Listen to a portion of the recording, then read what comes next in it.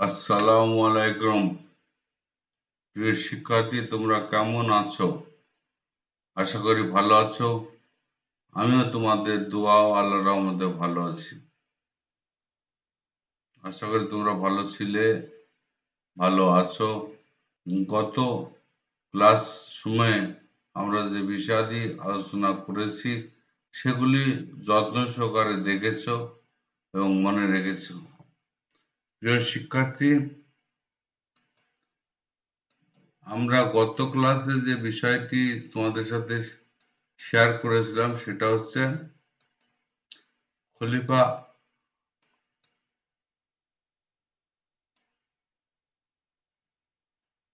আল আমিন এবং আল মামুনের মধ্যে সংঘটিত গৃহযুদ্ধ। এই গৃহযুদ্ধ সম্পর্কে বিস্তারিত আলোচনা করা হয়েছে। এই যুদ্ধের কারণ, ফলাফল, কে জয়লাভ করলো, কে ব্যর্থ হলো, কেন জয়লাভ করলো, কেন ব্যর্থ হলো ইত্যাদি সম্পর্কে। তবে আজকে আমরা তোমাদের সাথে এখন আমরা যে বিষয়টি নিয়ে একটু মত বিনিময় করব, তোমার আমার অভিজ্ঞতা শেয়ার করব, সেই বিষয়টি হচ্ছে খলিফা আল মামুনের শাসননীতি। খলিফা আল মামুনের শাসননীতি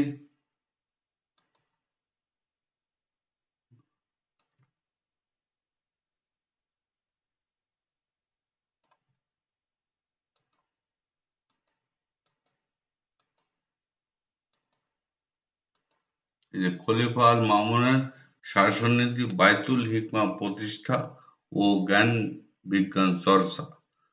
এই কথার মধ্যে আমরা দেখতে পাচ্ছি, বুঝতে পারছি যে তার অ্যাডমিনিস্ট্রেটিভ পলিসি কেমন ছিল এবং বায়তুল হিকমা একটি দাতব্য প্রতিষ্ঠান, জ্ঞান গৃহ, যাকে আমরা এক প্রকার লাইব্রেরি বলতে পারি, এটা প্রতিষ্ঠা করেছিল। আর এটা প্রতিষ্ঠা করার মূল উদ্দেশ্য ছিল জ্ঞান বিজ্ঞান চর্চা। তো যাই হোক, প্রিয় শিক্ষার্থী, আমরা এখন বলি যে বিষয়টা, সেটা হচ্ছে খলিফা আল মামুন তার বৈমাত্রের ভাই আল আমিনকে যুদ্ধে পরাজিত করে 813 খ্রিস্টাব্দে সিংহাসনে আরোহণ করেন। আশা করি কথাটা মনে রাখবো। যদি প্রশ্ন পড়ে যে শাসনকাল কত, তাহলে তো বলবো 813 থেকে 833। কখন ক্ষমতায় আসে খলিফা মামুন? তাহলে উনি হলো ক্ষমতায় আসেন 813 খ্রিস্টাব্দে। যদি বলে যে খলিফা মামুনের রাজধানী কোথায় ছিল? বাগদাদ। যদি বলে আব্বাসীদের শাসনকালে রাজধানী কোথায় ছিল? তবুও বলবো বাগদাদ। এই যে বিষয়গুলো, এগুলি ছোটখাটো বিষয়গুলো মনে রাখতে হবে। এগুলি সাধারণত তোমাদের প্রশ্নে আসে, এমসিকিউ প্রশ্নে এগুলি আসে, এবং টুকিটাকি বিষয়গুলি না জানলে পরে ভালো রেজাল্ট করা যাবে না। আচ্ছা, এটা বোঝার আগে আমরা একটু সংক্ষেপে দেখো, উইকিপিডিয়ায় যদি ঢুকে যে বায়তুল হিকমা, উইকিপিডিয়ায় ঢুকলে বায়তুল হিকমাতে তোমরা ঢুকবা, পড়বা, তোমার পুস্তকে যা আছে তার থেকে একটু বেশি দেওয়া আছে, এটা পড়ার চেষ্টা করবা। এই যে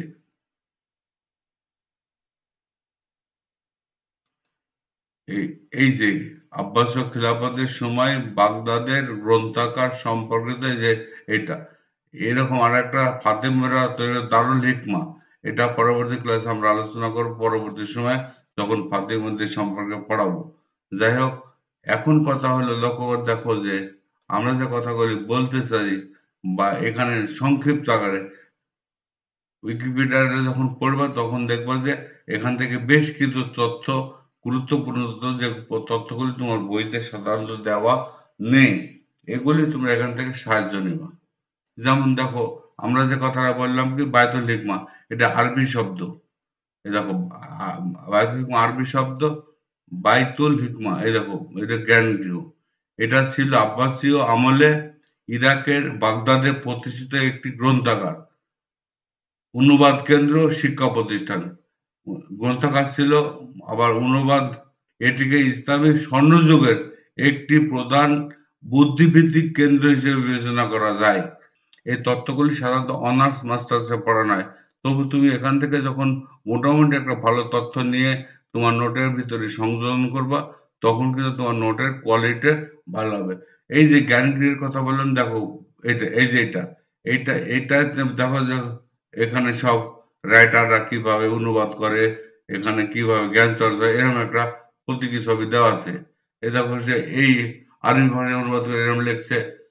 এই যে এখানে গবেষণার কথা আরবিতে, তারপর দেখো এরকম বিভিন্ন ছবি আছে যে কারা কোথা থেকে এসে কিভাবে এই যে গ্রন্থ করে তো মামুনকে দিচ্ছে, এর প্রত্যেকই ছবি।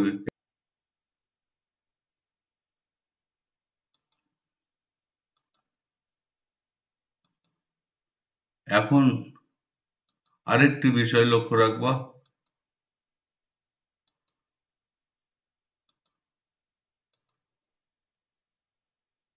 এই যে এখানে এই অংশটা দেখবা, তাহলে এখানে অনেক তথ্য দেওয়া আছে।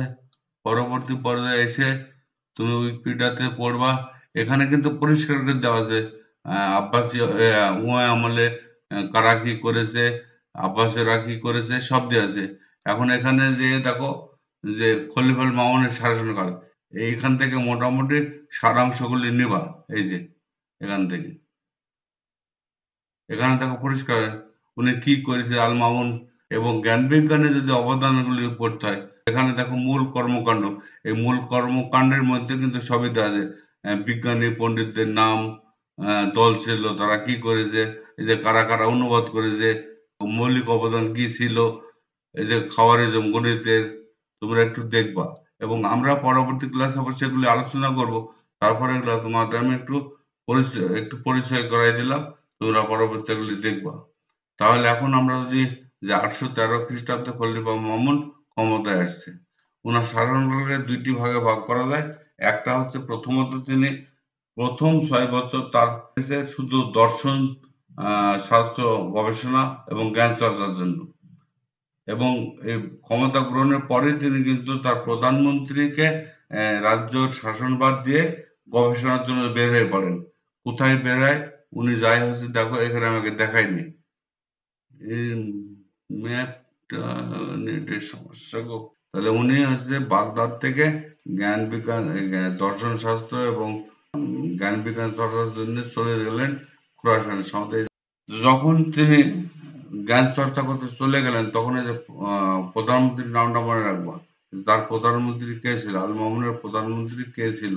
এই দেখো এটা, এরা কিন্তু এগুলো এগুলো আমি দেখাই দিচ্ছি এই কারণে যে তোমার যাতে এটা মনে থাকে, পরবর্তী পর্যায়ে আর কোনো সমস্যা না হয়। এরা প্র্যাকটিক্যাল দেখালে তোমাদের মেমোরিতে গেঁথে যাবে আশা করি। এই যে উনার রাজধানী হচ্ছে, ক্ষমতা গ্রহণ করার পরে রাজধানী বাগদাদ, এই বাগদাদে উনি ছিলেন। থাকার পরে প্রধানমন্ত্রী ফজল সাওয়ালকে দায়িত্ব দিয়ে উনি এই দেখে এই মার্বে চলে যান, খোরাসানের রাজধানী মার্ব। এখানে যেয়ে উনি জ্ঞান চর্চা করতে শুরু করেন। প্রথম 6 বছর এই কাজ করেন। এদিকে কিন্তু যখন উনি জ্ঞান চর্চা করতে যায়, লক্ষ্য রাখবা, ভালো করে মনে করবা, এই বাগদাদে কিন্তু আন্দোলন ছিল। তাবা তাবা নামক একজন ব্যক্তি বিদ্রোহ ঘোষণা করেছিল। পরবর্তীতে ওখানে একজন নিজেকে খলিফা হিসাবেও প্রতিষ্ঠিত করেছিল। পরবর্তীতে মক্কাতে ওই একই সময় মক্কাতে দেখা গেল ইবনে সাদেক নামে এক ব্যক্তি বিদ্রোহী হয়েছিল, এবং এখানে খালিজি বিদ্রোহ মূলত দেখা দিয়েছিল। পরে ইয়েমেনের বিদ্রোহ ছিল ইব্রাহিমের নেতৃত্বে। এখানে মক্কাতে একজন শাসক নির্বাচিত হয়ে করে ফেলছিল বাগদাদে, কিন্তু যেহেতু খলিফা ছিল না, খলিফা ছিল রাজধানীর বাইরে, সেহেতু হচ্ছে তোমার আন্দোলনকারীরা সাহস পেয়েছিল। আর অদক্ষ একজন প্রধানমন্ত্রীকে দায়িত্ব দিয়ে গেছিল, যিনি এই সমস্ত কিছু সামাল দিতে পরনির্ভরশীল ছিলেন উনি। যাই হোক, যখন এই এই খবরগুলি খলিফা মামুনের কাছে পৌঁছালো, তখন উনি মার্ব থেকে চলে আসলেন। অর্থাৎ এই যে মার্বে যে উনি ছিলেন, জ্ঞান চর্চা করতে এখানে গিয়েছিলেন, এখান থেকে উনি আবার বাগদাদে ফিরে আসেন। বাগদাদে ফিরে আসার পরে উনি হচ্ছে রাষ্ট্রের ক্ষমতাটা নিজ হাতে নিয়ে নিলেন, গ্রহণ করলেন। গ্রহণ করার পরে উনি এই যে আহ, উম, তোমার বাগদাদে হচ্ছে ক্ষমতা দখল করেছিল যে মনসুর বিন মাহদি, আর হচ্ছে মক্কায় গ্রহণ করেছিল ইব্রাহিম বিন মাহদি। এই এবং ইয়েমেনের বিদ্রোহ, এই সমস্ত দিক লক্ষ্য করে, পরিস্থিতির কথা চিন্তা করে দূরদর্শী শাসক খলিফা মামুন এই পরিস্থিতি সামাল দেওয়ার জন্য সাম্রাজ্যের শান্তি শৃঙ্খলা ফিরিয়ে আনার জন্য বেশ কিছু পদক্ষেপ গ্রহণ করেছিলেন। প্রথম পদক্ষেপ হিসাবে উনার প্রধান সেনাপতি তাহির, তাহিরকে উনি খোরাসানে পাঠালেন এবং তাহিরের একজন সুযোগ্য পুত্র ছিল যার নাম হচ্ছে আবদুল্লাহ। আবদুল্লাহকে পাঠালেন কোথায়? সিরিয়া এবং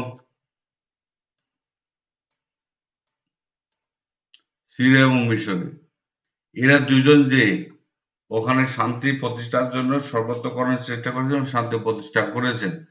আর এই ফাঁকে হচ্ছে আসলে তার এই কার্যকরী পদক্ষেপ গ্রহণের ফলে বাগদাদেও শান্তি শৃঙ্খলা ফিরিয়ে আসে, যেহেতু তিনি স্বয়ং বাগদাদে উপস্থিত ছিলেন। তাহির, আবদুল্লাহ বিন তাহির অর্থাৎ তাহিরের পুত্র, তিনি নসর বিন নুকাইলিকে পরাজিত করেন। এই পরাজিত করে মেসোপটেমিয়া এবং মিশর যে বিদ্রোহ ছিল সেই বিদ্রোহটা পুরোপুরি দমন করতে সক্ষম হন। সে কোন জায়গাটা, এই যে ম্যাপে একটু আমরা দেখার চেষ্টা করি। আবার সে একই নেটের সমস্যা গো।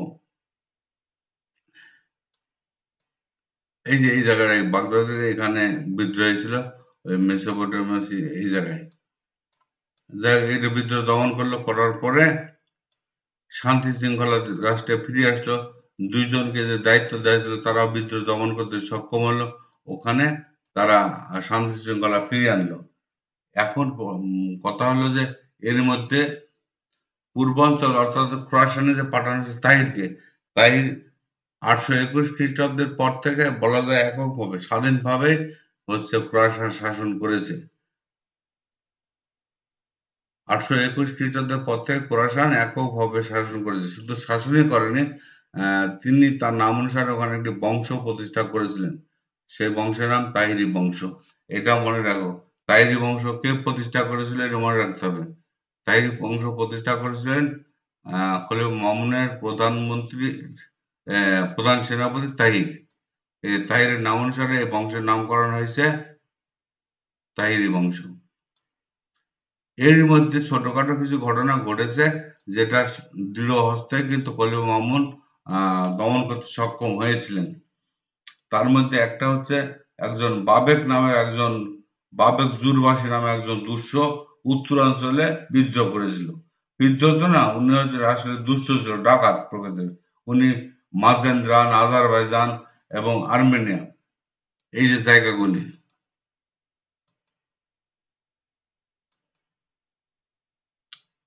এই যে এই জায়গাগুলি মাজেন্দ্রান, তারপরে যে আজারবাইজান, তারপরে আর্মেনিয়া, এই যে আর্মেনিয়া, এই জায়গাগুলি কিন্তু ওরা হচ্ছে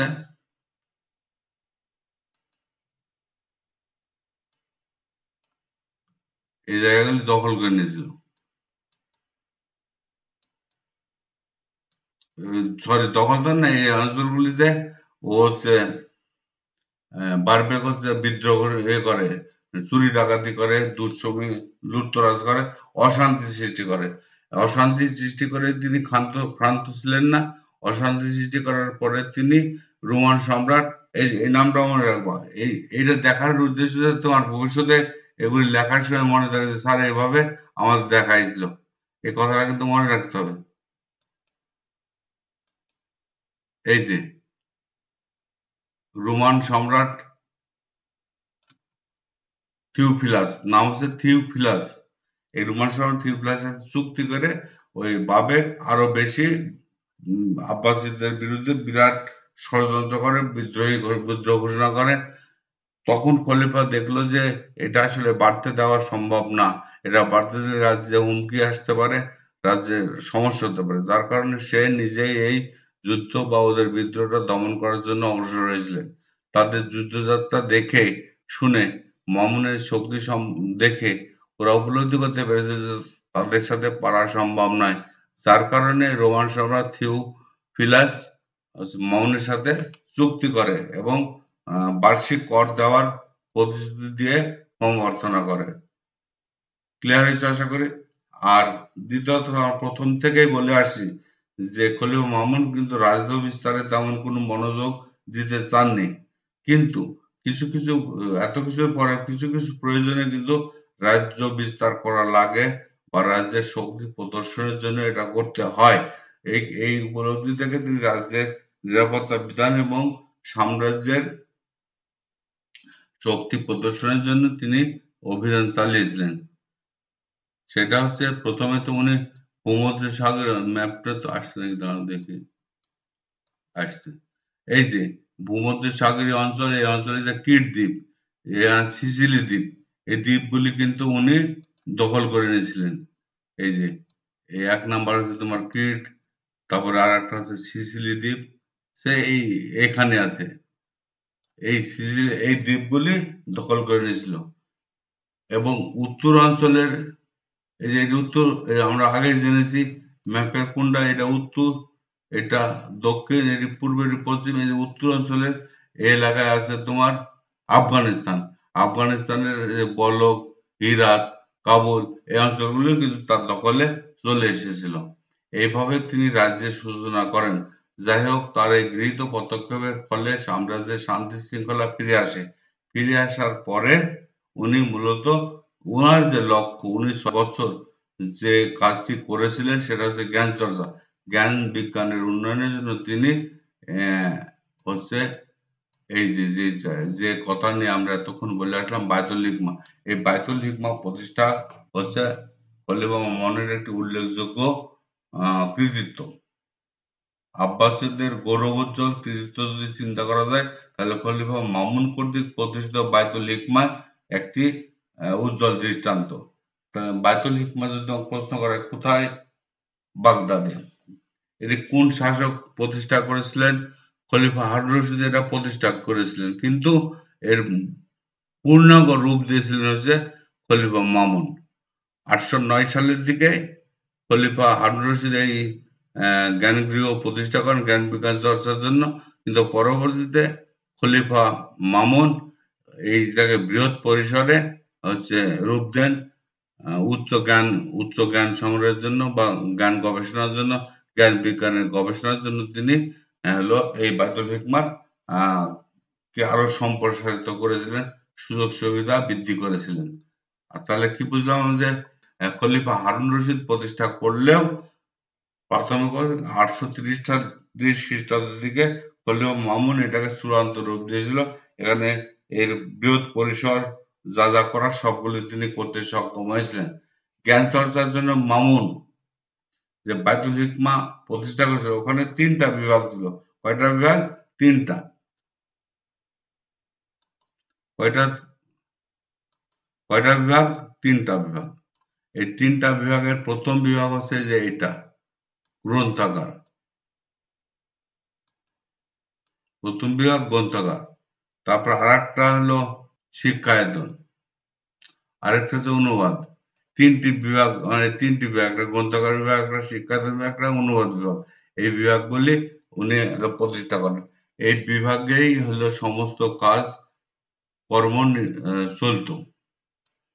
এখন এই গ্রন্থাগারের কাজ সুষ্ঠু সুন্দরভাবে পরিচালনার জন্য তিনি একজন পরিচালক নিয়োগ করেছেন, মহাপরিচালক। আমাদের দেশে যেরকম আছে না মহা হিসাব রক্ষক, এরকম ওখানে ওই লাইব্রেরি পরিচালনার জন্য বা ওই শিক্ষায়তন বা জ্ঞান গ্রন্থাগার জ্ঞানগৃহ পরিচালনার জন্য যে 3টি বিভাগ ছিল, এটার মহাপরিচালকের নিয়োগ দেওয়া হয়েছিল কাকে? এই যে এই ভদ্রলোককে। এটা কিন্তু তোমরা মনে রাখবা। এই যে উনাইন ইবন ইসাক একে মহাপরিচালক হিসেবে নিয়োগ দিয়েছিল। তাহলে তোমাদেরকে যদি এমসিকিউতে প্রশ্ন দেওয়া হয় যে বায়তুল হিকমার মহাপরিচালক কে ছিলেন? উনাইন ইবনে ইসাক, হুসাইন ইবনে ইসাক, এরকম করে আমরা 4টা নাম দিলাম, তোমার সঠিক নামটা কিন্তু বলতে হবে। বায়তুল হিকমা সম্পর্কে ঐতিহাসিকের মধ্যে বিকেএইটি খুব ভালো একটা মতামত দিয়েছে এবং ভালো একটা কথা বলেছে, যেটা আজও স্মরণীয়। দেখো উনি বলছেন,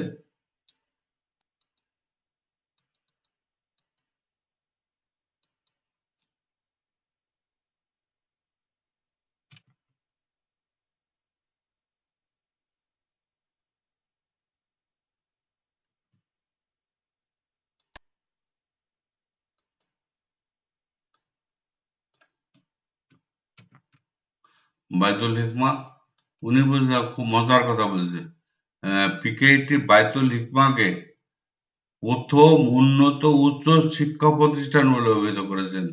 এই কথাটা কিন্তু তোমরা নোটের ভিতরে ইনক্লুড করার চেষ্টা করবো।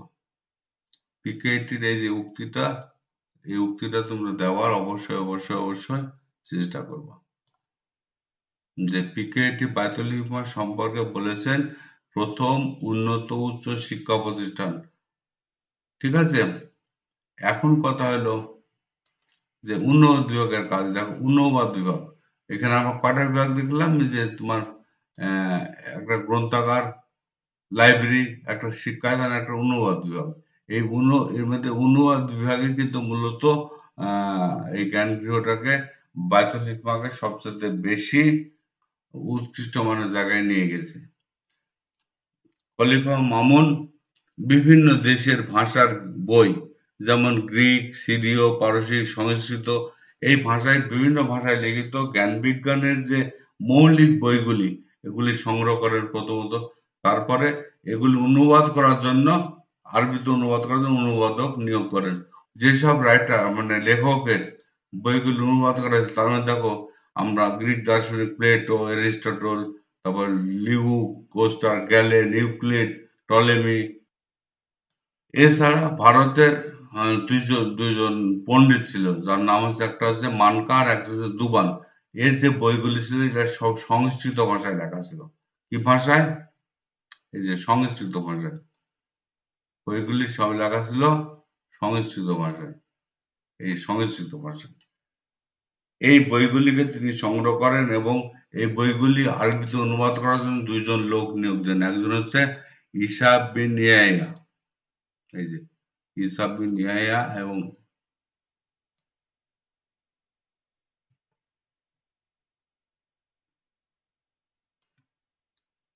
ইসাব বিন ইয়াহিয়া আর একজন মুসা বিন খালিদ। এই দুইজন ব্যক্তিকে এই দুইজনের বই অনুবাদ করার জন্য ভার দিয়েছিলেন, দায়িত্ব দিয়েছিলেন।